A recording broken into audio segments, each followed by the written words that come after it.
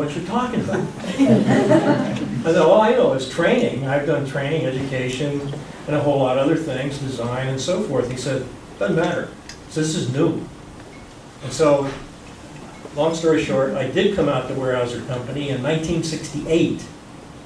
And lo and behold, the first thing Bill Owen, Bill said to me, he said, you got to go to NTL.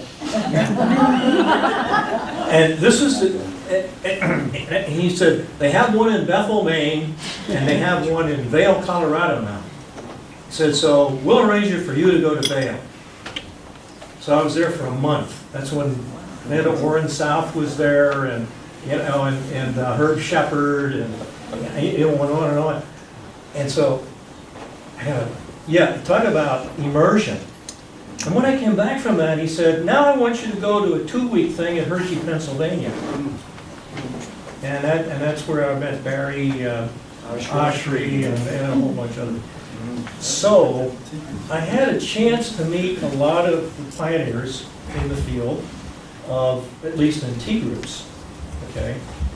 And I came back and Bill said, okay, now you're management development manager, and I want you to run the Weyerhaeuser Management School. And this was a 4-week school, 22 managers at a time, off-site, each week separated by a month. Okay, yes, we had a lot of training, we had a lot of learning, but you know the most important thing about it was what happened after hours. In the wee hours, I mean really wee hours. 3, 4 o'clock in the morning, hearing these were fairly senior managers from all over the world for Weyerhaeuser, talking about their organizations, the problems they had, the concerns they had. Nobody would listen to them. They had no one to talk to. And this was a terrific opportunity to learn the business and to learn the reality from a manager's perspective. Okay. Still, we didn't have anything except some internal T groups, which just about ruined us. You know, we had a couple of lawsuits and a couple of people that, were edgy. I think this is not the way to go. I don't want any more of that. So we couldn't even use the term organization development at Weyerhaeuser because of that. So we called it organization effectiveness, OE. We got away with it for a while. and gradually we did start offering services for small groups, and then it got into larger groups, then it got into organizational units and so forth. It was during that period of time we had the opportunity of bringing the shakers and movers of the day in to do the work. And one of them was Gordon Lippett. That's where I met Gordon. And also Oscar Mink. We brought Oscar in, Jerry Hardy. These were all good friends and colleagues and mentors. So I was very, very, very fortunate to have the opportunity to work with these guys. And then, of course, I met Ron Lippett and Eva Schindler-Rainman and Virginia Satir, and just remarkable opportunities. And then a guy by the name of Marv Weisbord, would you believe, came on the scene. And all of these people were at the very beginnings of this program. And I have to say, I am absolutely tickled tonight to meet you, Roger, and you, Edgar, because I think we built this thing on your shoulders. We really did. I mean, when I asked Gordon, what would be some of the seminal reading that we should do, this is way back in '79 when we were talking about this. Nancy and some of the others here remember all this because they were in that first group. And he rattles off 20, 30, 40, 50 titles, gives me an annotated bibliography, and you guys were there. You were in this. And so, we're so fortunate to just to be able to build on all of this wonderful, wonderful experience. And none of us ever set out to do this. None of us ever set out to do it. So I'm going to quit at that point and just open it up for whatever comes next. Roger, I think you wanted to say something. Well, I'll did, remind us actually. that it's 7:30, just so you, Ken, because we're going to 8:30, right? Okay. Yeah, that's right. 7:30. Yeah.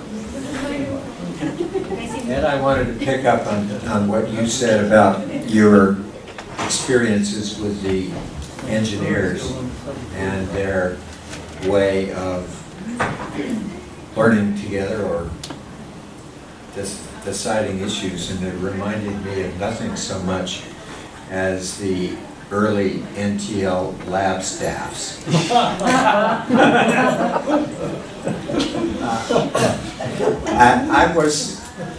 I would call myself second generation T group, and the first generation were, people like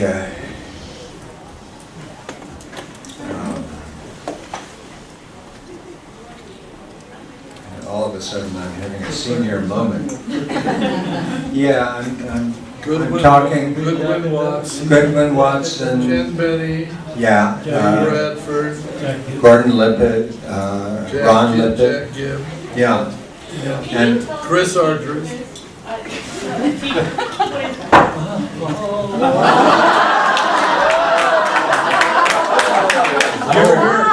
funny you should ask.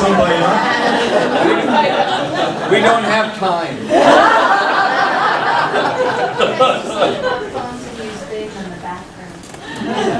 We were looking it up. We didn't know either. Unstructured events Yes, in we which made the the leader discovery. refuses to lead. And the instruction is we're all going to learn by staying with what's happening here in the room, between and among us. And that's the entire instruction, and the floor is yours, you can do whatever you want to do. T for training. And then periodically, periodically the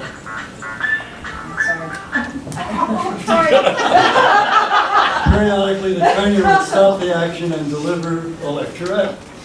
Yep. Which would be a little bit of theory input to help people make sense out of their experience. And T stands for training. And TL is National Training Laboratories. Which was the pioneer of this modality. This what came to be called human relations training, and was the bedrock of group dynamics training in the American system. I notice everyone have been there. I was there It's the place where you really It was the got place the where essence of it. Yeah, you learned to trade. I was there every summer from '69 to '86. Eventually becoming the overall dean and meeting all the people that, or many of the people that they're talking about. Roger, we interrupted you. Still there. Well, it really was just an offhand comment that about how when you are passionate about your subject, you do tend to dispense with things like courtesy and listening. And yet the process of arguing points through with others that you thought were terribly pig-headed